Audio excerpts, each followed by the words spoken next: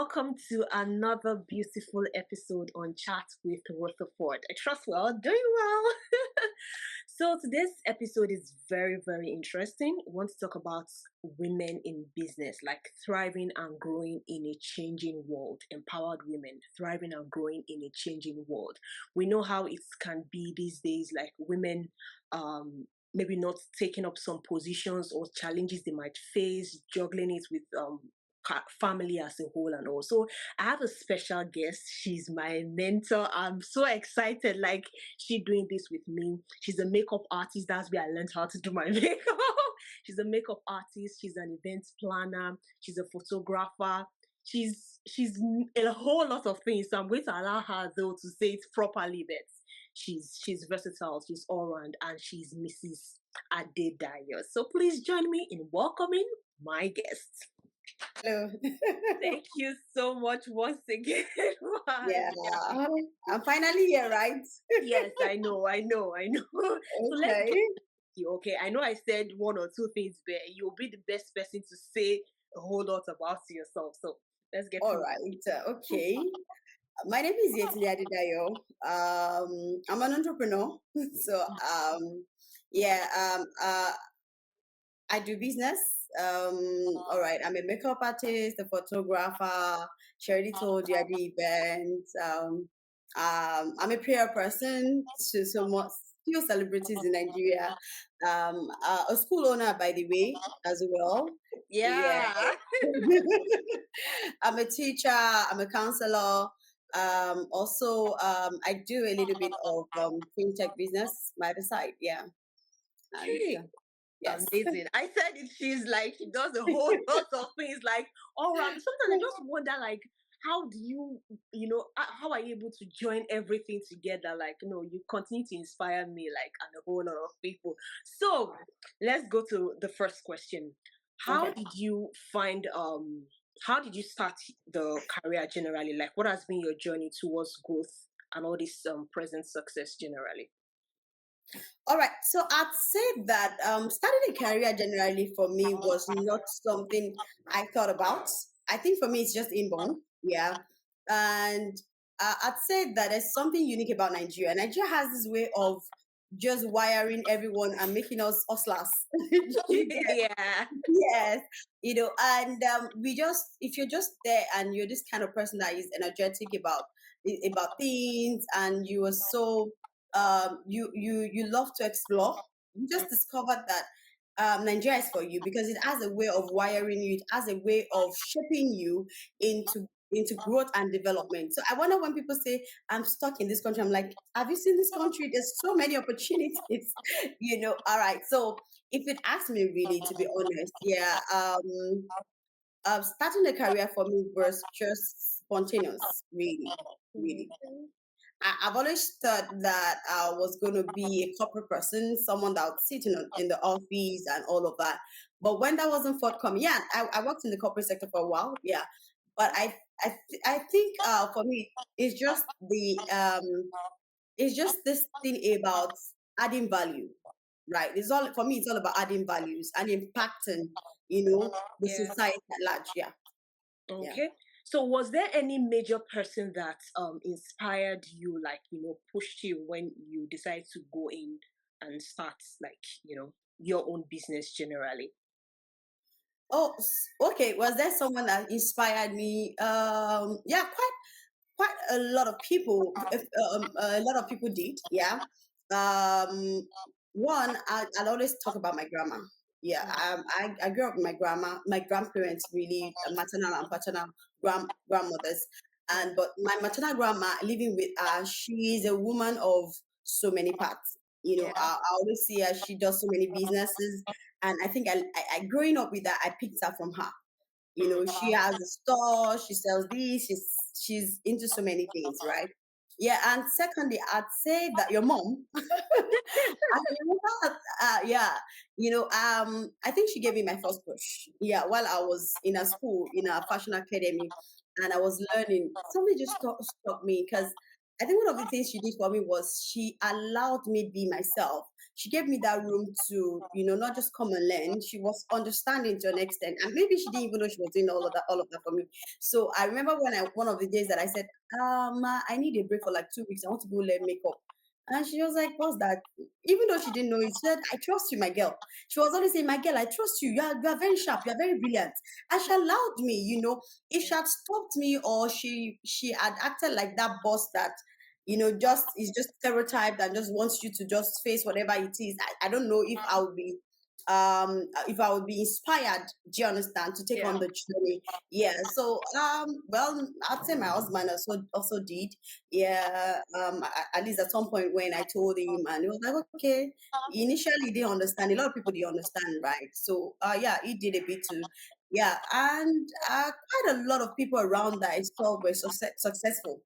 Mm-hmm. Yeah, aunties, church members, especially pastor's wife. I Yeah. love these their heels. I don't know what they do, but they do here in church. I just see all these pastors' wife when they, without their beautiful hats, and they always wear those heels. So in a way, it inspired me really. Yeah. It sort of inspired me. Okay. Yeah, All right. So this next question is very interesting because I'm sure people want to know like the yeah. challenges Okay. you faced. So I would like you to should I say break it down for us? Is there a particular, because you're a photographer and makeup artist, yeah, you own a Yeah. school. Is there any major one that you should I say lean towards? Yeah, that is like the major one or something. Because the question I want to ask is what challenges have you faced, like, running, yeah, that business generally. Okay, so I'd say that each business in itself comes with its own challenges. Mm, Okay, let me start with the challenges I faced as a makeup artist.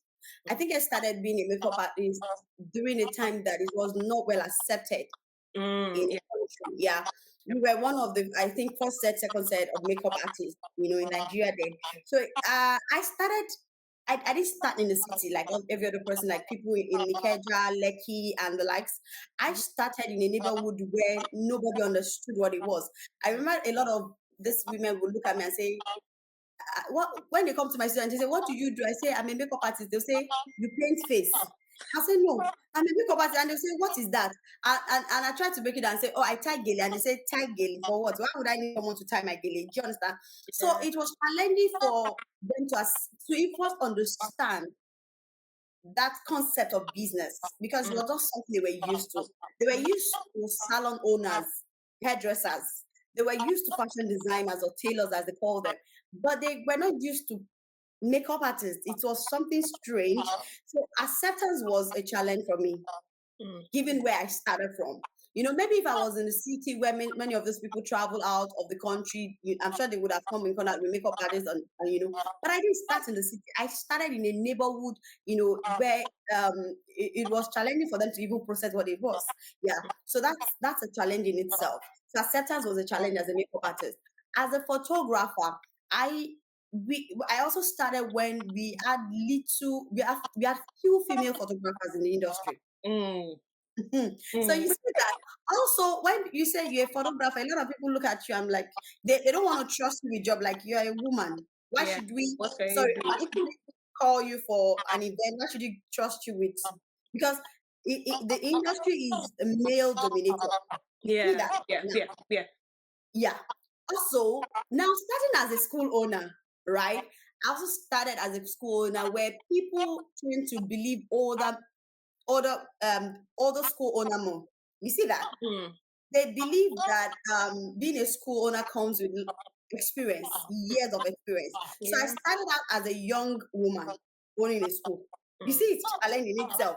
So Honestly. yeah, so coming into that industry was like, okay, this new gens is. Are you sure this one we can trust our we can entrust our children with you? This fine, slim young woman. Do you understand? I see separate look at me. Some of them give me that look until they hear me talk, Mm, because a lot of parents will tell you we like schools where the owner of the school is older, more mature, mm, so that they believe that you can handle their children well. So I'd say that each industry that I've had to work in or establish businesses has its own challenges. In fintech, in financial technology, it's male dominated too. yeah. You see, so it's not just a one thing that one size fit all kind of situation or challenges, Hmm. right? Yeah. Wow. So Yes, how so far how have you been managing, all these challenges, and just like you've been saying, most of them are male dominated. So because this now we're talking about women generally, like fitting in, coming into that space and all. How have you been managing these challenges so far? And what advice can you give to like women generally? Because from what you said now, nothing I also picked is you knowing about that thing very well, being confident also. Because when you don't know anything, you can't give what you don't have or know. You understand that definitely, kind of stuff. So definitely, what can you say about that? definitely. So what I would say is anytime you find yourself in an industry, even if you're still learning on the job or you're still finding your feet in the industry, see, just be confident in yourself and be open to learn Yeah. and don't give up. The first question you ask yourself is, why am I here? So let that be the reason why you keep pushing. Why am I here? Do you Mm. understand? Did I come out here to be bullied? Did I come out here to be sidelined or to be, to be intimidated? No, I'm not here for that. I might not understand. I find myself in several industries as well. So the thing is, um, just have the confidence, right? When I started out as a makeup artist, almost I was the only makeup artist around Agege down to Songo. If you know that neighborhood in Nigeria, Songo, you need to know all the other neighborhoods within Egbeda and the likes. And a lot of people ask me, what are you doing? So yes, what is it? What is makeup? What is Gele? But I didn't give up. Mm. I stood my ground and I was able to showcase myself. And another thing I did for myself, I quickly did was I made sure that because my neighborhood wasn't serving me.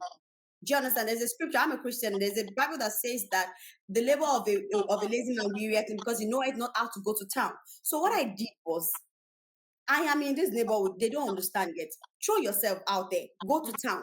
So I started collaborating with celebrities. I started collaborating with media houses, magazines out there. Even most of the jobs I did then were for free, right? But because a lot of people would see my name in magazines or see my pictures and say, "Oh, you did makeup for this person for their, for this dinner, this they did." So it was easy for them to accept what I was doing. So I threw myself out there to town, right? So even as a photographer too, when I started as a photographer too, I collaborated.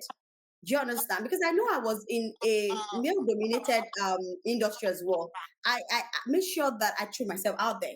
And I try as much as possible to prove to people that I was confident in whatever I was doing. Now in the fintech industry too, even though I'm trying to learn, it's actually vast, right? I'm trying to learn so many things about it. Yet I ensure that as much as I'm learning, I'm also going out there. Do you understand? To Yeah. mingle, collaborate with people. That's just it. Mm. Yeah. So pushing yourself, you understand, keep learning because learning is a continuous Yeah. process. Network. So don't be shy. You understand? You need to put Mm-mm. yourself out there. I think that's Mhm. one major thing that people should Yeah. take note of. Okay, so has there been any major risk that you took that helped your business generally, like so far? What Oh, major risk have you taken? I've always And been a what risk would you taker. say about risk generally, taking risk? So, okay, if I've taken several risks in my life, I'm a risk Mm, taker. I'm telling you, I'm a risk taker for everyone that knows me. So, one of the things is, like I mentioned earlier, I said, as a makeup artist, one of the things that I did was I let go of bills. I didn't look at for initial gain. All I did was I reached out to a few people in the industry that I knew could help my and I don't know why I did it. I just reached out to I remember God bless her. She's now a dear friend Taya Folabi and the elder sister then. They own this magazine. I remember very soon now. Excuse the magazine. God bless these sisters. And I remember reaching out to them and I said, you know what? I would like to do makeup for free for all your celebrities that are coming, on set. And all I need is just acknowledge that I did the job. mm, I remember those years I worked with Timo Savage, I worked with MI, I worked with quite a lot of celebrities on that magazine. You get so, but why do a lot of people? Well, some people would have thought, well, I need to make money. I wasn't making money because I was doing it for free, and I would drive myself all the way to the island. That's a risk in itself. Mm, I had a studio, I had rent to pay, mm, but I wasn't looking at it. Do you understand? But really, in no time, they weren't paying me. The celebrities weren't paying me. But you know what? Their followers mm, that saw my job mm, paid and mm, paid more. You see, that's a risk, and it was worth it. mm, You understand? I'd also say that I remember while I was working in the corporate sector too, while I was working in a telecom, no, not telecom, in a company before I started as an entrepreneur. I remember when I reached out to the owner of the company one of the days that I worked and I was looking for a job. I reached out to the owner of the company, I met him, and I said, "Sir, I learned that you need a marketing executive." I'm talking about this period when I didn't have BSc. I mm. said, I learned that you're looking for a marketing executive, someone with BS or, like masters, most likely. And I said, you know what, sir? I don't have any of this, but wait. All right. So I'm so sure that there's no company you will sell that to today that would not buy it because they don't have anything to lose. You're not on their payroll. Do you Yeah. understand? As much as I am today, I still intern. I apply for internship Mm, with so many big companies. Microsoft, name it, Amazon, name many of this. When I see their internship, even UN, United Nations, when I see their internship, recently I applying to World Bank for internship, and someone else will look at me like, "Are you crazy? Are you broke?" But no, see, I see a lot of youths come and say they don't have a job, and I'm like, "What? Are you joking? Do you understand?" See, yeah. sometimes don't wait to get opportunities. Throw yourself out there. That's a risk in itself. Mm, That is a risk because I know that once I get in, leave me with competence. mm, I will beat you to it now because mm. so that's a risk in itself. Yeah, that's a risk in itself. Okay. I'm enjoying this. Okay, Yeah. so another one now is doubt. You Okay. understand? We know how it can be. So, what can you say about that? So far now, has there also been time you had doubts, and how did you then motivate yourself, like to put yourself back in there? That oh no, let me keep going. You understand? People are looking up to me and all that. So for me, I'd say doubt is one constant thing for anybody, even to the best of us. Doubt is something that is always there. You know what? But Yeah. one thing I do is um, I use one of my proteges word. She said, "I'm never disappointed." Mm. Do you understand? Yeah. So the question is, what's the worst that can happen? What's the worst that can happen? A no, right? What's the Yeah. worst that can happen? Mm. So if you really want to do away with doubt, put yourself out there and just see it as a yes or no. Okay. Do you understand? Don't be Yeah. scared to fail. Don't be scared to fail. Do you understand? Yeah. But if you're not seeing your doubt before you even go out there, then there's trouble. That's You will trouble. never do it. Yeah. You never try at all. Okay, I've really enjoyed this episode, like a whole lot, a whole. In the next episode, now we're going to talk more. So let's just round it off here. I hope you all have learned something amazing. And thank you once again, my guest. We'll see you in the next episode. Yeah. Thank you for